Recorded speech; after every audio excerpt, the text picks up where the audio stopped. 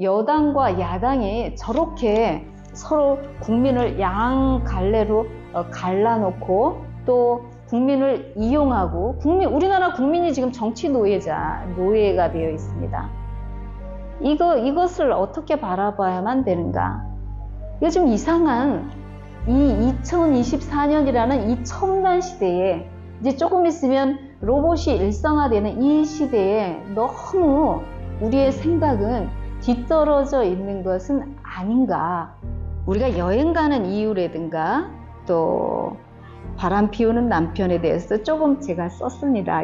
요즘에는 제가 페이스북에 이혼 사건, 우리 노관장 그 SK 대표하고 회장님하고 노관장하고 지금 이혼 사건이 아주 회자가 많이 되고 있잖아요. 그래서 최근에는 그거에 대해서 제가 쓰고 있는데 그렇게 단순한 문제가 아닙니다.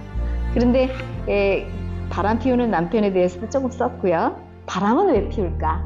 우리 남자들이 바람은 왜 피울까? 여성들은 그러면 바람 안 피우는가? 여성들도 요즘 바람 피우고 싶어서 난리예요. 우리는 왜 그렇게 바람 피러 나가는가? 이런 부분에 대해서도 생각을 해봐야 되겠고, 또 질투가 무엇인가? 우리 질투심이 대한민국에 없는 사람이 과연 있는가? 우리 대표님 질투심 없는 사람이 있다고 생각하세요? 없어요. 대한민국 사람이 다 인류에 지금 질투심이 없는 사람이 없어요. 그럼 질투는 무엇인가? 그거에 대해서도 잠깐 언급을 했었고, 그 다음에 이제 중재안에 대해서 30페이지에 보면은 우크라이나 지금 사태에 대한 중재안입니다. 이게 굉장히 중요해요.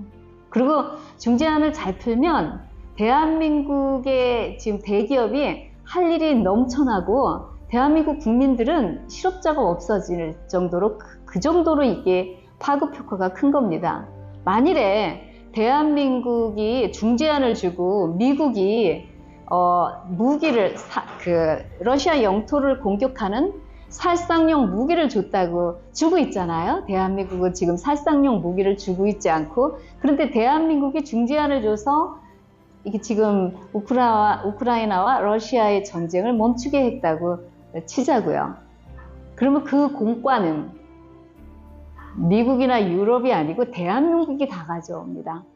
중재안이라는 것은 러시아한테도 푸틴 대통령한테도 푸틴의 이름을 빛내줄 수 있어야지 되고, 또 우크라이나한테도 이게 도움이 돼야지 되고, 미국한테도 도움이 돼야지 되고, 유럽한테도 도움이 돼야지 이 중재안이 받아들여질 수가 있습니다.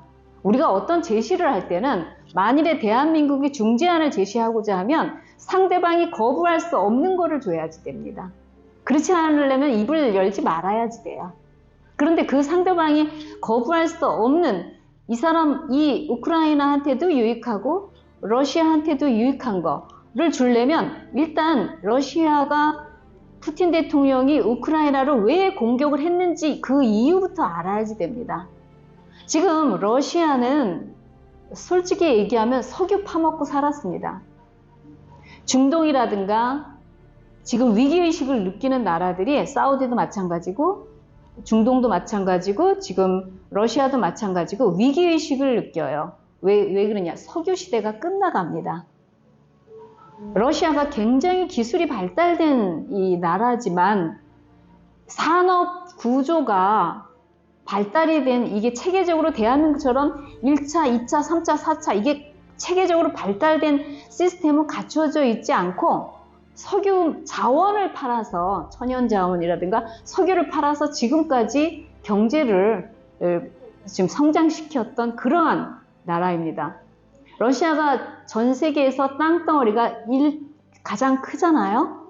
대한민국은 땅덩어리가 러시아에 비하면은 얼마나 작고 협소합니까? 정말 작아도 너무 작아요. 그런데 또 불구하고 러시아가 인구가 지금 전쟁이 나서 많은 젊은이들이 죽어나갔지만 인구가 대한민국보다 3배 커요. 1억 5천? 대한민국의 인구가 5,500, 5,200, 5,300만? 그 정도입니다. 그럼에도 불구하고 GDP가 대한민국이 더 커요. 더 높아요. 이거는 무엇을 의미하냐면 러시아의 푸틴 대통령이 위기의식을 느끼고 있다는 것을, 경제적인 푸틴 대통령도 사람이기 때문에 이제 뭔가를 국민들한테 보여줘야만 되는 시점이 됐는데 이제 그 소스가 다 이제 없어진 거죠. 그래서 경제적인 도약을 한번 해야지 되는데 그런 미래 비전이 없는 겁니다, 러시아에. 근데 그것을 대한민국이 제시를 해줘야지 되고, 대한민국은 러시아의 경제 구조를 면밀하게 검토를 해서 대한민국이 가진 이 아주 체계적으로 발달된 이 산업을 밑에서부터 착착착착 러시아한테 같이 그것을 개발을 시켜주면 됩니다. 그리고 지금 러시아하고 우크라이나하고 지금 서로 싸우고 있는 사이에 도네츠크 지방, 그 가운데 지방이 지금 우크라이나가 뺏겼지 않습니까? 우크라이나도 러시아를 믿지 못하고 러시아도 우크라이나를 믿지 못해요. 이게 지금 서방도 요 가운데 러시아가 점령한 땅에 대해서 서방도 불만이라서 계속 전쟁을 하고 있는 겁니다. 이 땅을 러시아의 푸틴 대통령은 사실 한국을 좋아했습니다. 굉장히 한국하고 가까이 하고 싶었어요. 솔직히 이 푸틴의 심정입니다. 지금도 한국의 아주 강한 어떤 거부 반응은 지금 안 하려고 노력을 많이 하고 있습니다. 푸틴 대통령이. 그러면 푸틴 대통령을 나쁘게만 볼 것이 아니고 그 사람의 바램을 한번 잘 보자고요. 그러면 우크라이나는 못 믿으니까 또 미국도 못 믿어요. 그러면은 한국이 그 부분을 러시아의 그 경제 구조라든가, 러시아는 땅이 너무 넓어서 한국이 발전을 시키기 위해서 달라 그러면 러시아는 그냥 줍니다. 아주 저렴하게. 그런 것들을 한국의 대기업이 이제 투입되기 시작을 하면 푸틴 대통령이 과연 싫어할까? 그러니까 서로가 신뢰를, 유럽도 신뢰하지 못하고 우크라이나도 신뢰하지 못하고 미국도 신뢰하지 못하는데 한국에 대해서는 달리 생각을 합니다. 이 부분을 대한민국 정치권이 지금 서로 당파 싸움을 하면서 이거에 대한 심도 있는 논의와 연구를 하지 못하고 있습니다. 그래서 이 발달을 시키는 그 서로 간의 완충지대를 대한민국이 지금 이제 본격적으로 개발을 시키고, 개발을 시키는 과정에서 서로가 서로를 원수처럼 미워하지 않도록 대한민국 시스템으로, 대한민국이 새롭게 교육 시스템을 바꿔나가는 겁니다. 경제적인 이 개발과 동시에 거기에는 이 총을 소지하지 않고 대한민국 시스템이 거기에 들어가는 거예요. 제2의 그 땅에, 이 외국은 땅이 넓기 때문에 대한민국은 이 조그만 땅에 미련을 가질 필요 없이 우리는 제2의 대한민국을 건설한다고 생각하고, 그 다음에 대한민국에서 지금 힘들어서 이 기업을 꾸려가지 못하는 이 업종들, 3대 업종들 다 지금 모아가지고 그쪽으로 가기 시작하면은 할 일이 굉장히 많습니다. 거기는. 왜냐? 지금 거기 폐허가 되어 있지 않습니까? 중재안을 주기 시작을 하면 아무리 무기를 우크라이나에 많이 줬다 해도 우크라이나의 젤렌스키 대통령은 한국을 선택하게 되어 있습니다. 왜냐? 젤렌스키는 가장 빠른 시간 안에 가장 기적 같은 성장을 이룬 한국이 눈에 보여서 한국을 담고 싶거든요. 이유가 있는 거죠. 젤렌스키 대통령도 푸틴은 믿지 못하니까 한국이 나서서 서로를, 경제 구조를 서로한테 이익이 되게끔, 정말 완전히 융합할 수 있도록 서로한테 이익이 되게끔 만들어준다라고 한다면 젤렌스키도 거부할 이유가 없습니다. 여기에는 막대한 자금이 소요가 되는데 그거는 지금 유대인의 자금이 조금 쓰여져야 됩니다. 대한민국 대기업이 신용은 있는데, 실력은 있는데 자금은 그렇게 크지 않아요. 이건 미국의 자본이 투입이 돼야지 됩니다. 그러면 미국의 자본이 투입이 되면 미국은 그만큼 또 투자 수익을 나중에 가져갈 수도 있고, 또 미국의 자본가들은 이 자본을 가치 있는 곳에 사용을 한다라고 대한민국 그 삼성, 현대가 얘기를 하면 미국의 자본가들은 신용이 있기 때문에, 한국의 대기업이 신용이 있기 때문에 그것을 무이자로라도 빌려줍니다. 그 사람들은, 자본이 많은 사람들은 그 자본이 일종의 부담이에요. 지금 자본을 풀고 싶어도 그 난민 국제적인 단체에서 돈이 없어서 자본을 못 푸는 게 아니지 않습니까?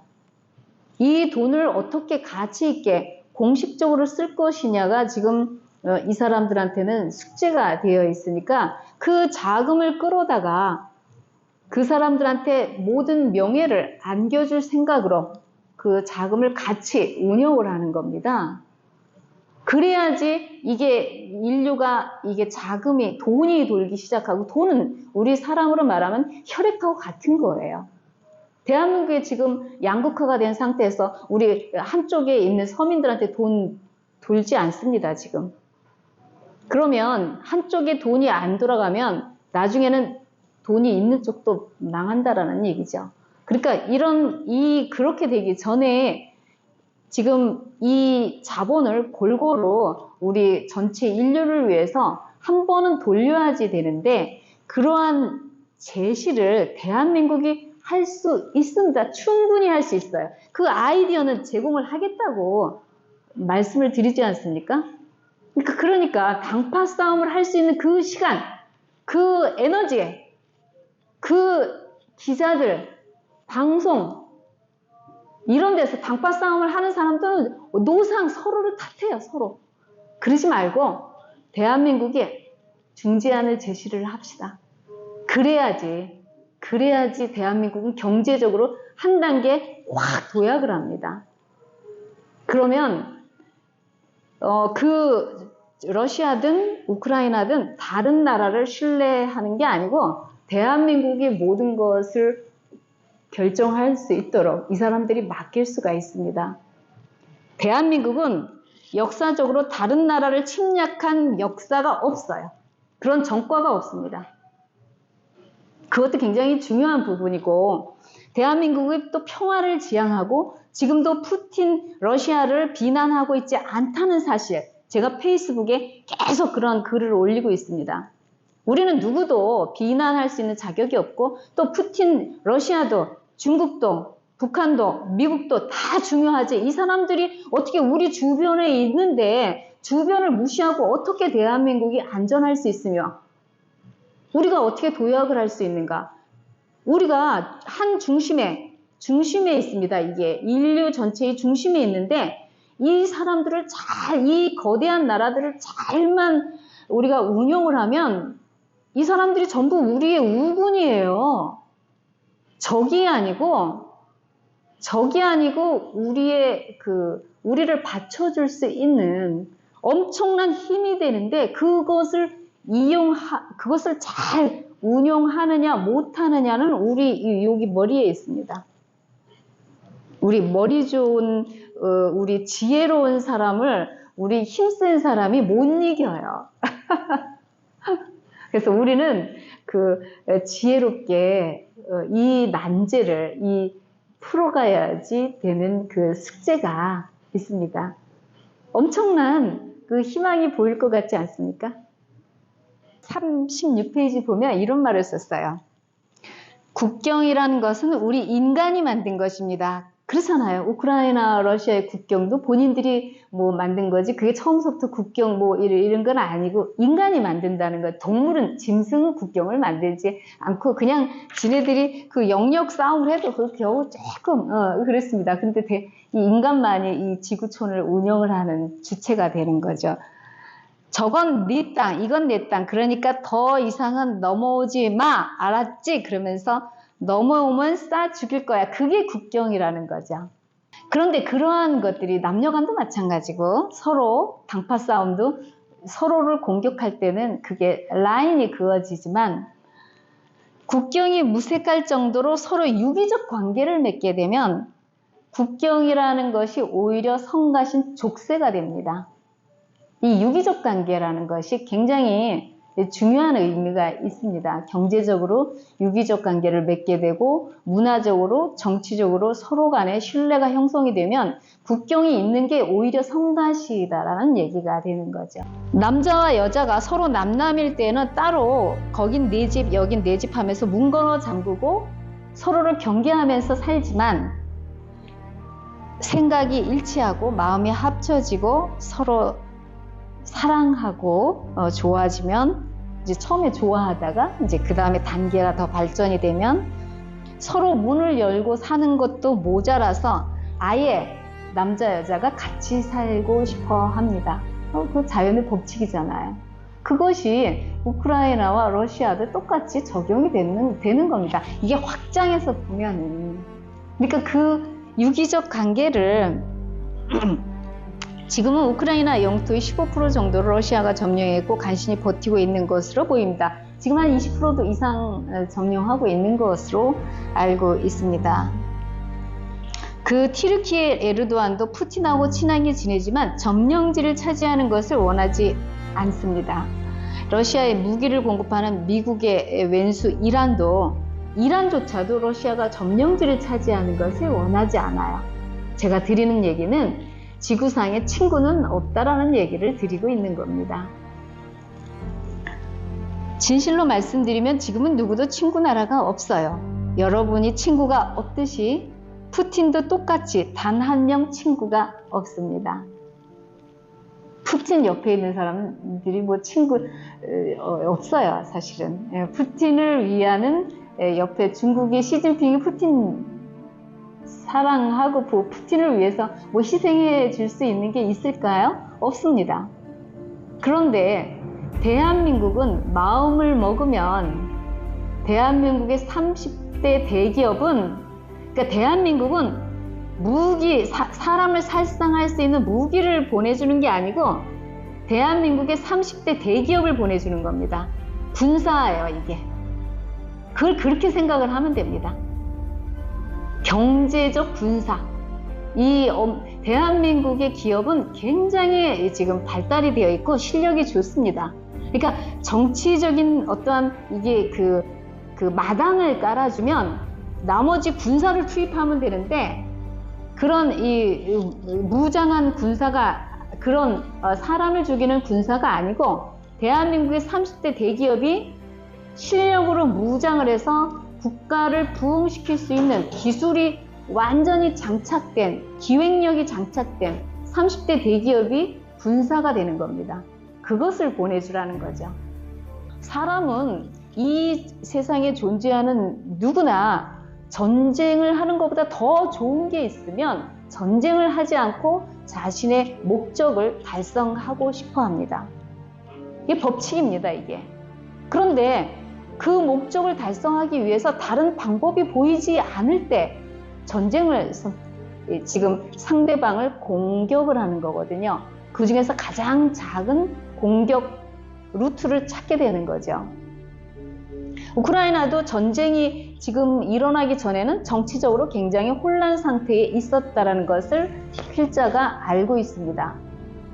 그리고 대한민국의 지금 당파 싸움이 대한민국 역사가 그 수많은 전쟁의 역사에서 전쟁이 일어나기 바로 직전에 이렇게 서로가 서로를 죽이지 못해서 당파 싸움이 극한에 치달을 때에 대한민국 이 한반도가 바로 또 외부로부터 침략을 당했다라는 그러한 역사적 사실을 우리는 잊어서는 안 되고 그것을 반복해서는 안 되는데 지금 대한민국이 이 우물 안의 개구리처럼 이 당파 싸움의 회오리에 외부의 지금 국제 정세가 어떻게 돌아가고 있는지는 전혀 생각을 못하고 있습니다.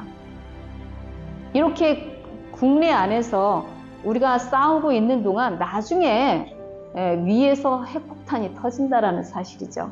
이거는 우리가 핵폭탄이 터지는 비극을 맞이하든 일본이 맞이하든 우크라이나가 맞이하든 아니면은 다른 미국이 맞이하든 중국이 맞이하든 그것은 인류의 비극이 아닙니까? 우리는 필자는 지식인으로서 우리가 그것을 막을 수 있는, 우리가 그것을 전쟁이 아니라도 해결할 수 있는 방법을 지금서부터라도 연구를 해야 된다라고 생각을 하고, 또 필자는 그 근본적인 원리를 알고 있기 때문에 지금까지 4년 동안 페이스북을 통해서 인터넷으로 계속 메시지를 보내드렸습니다.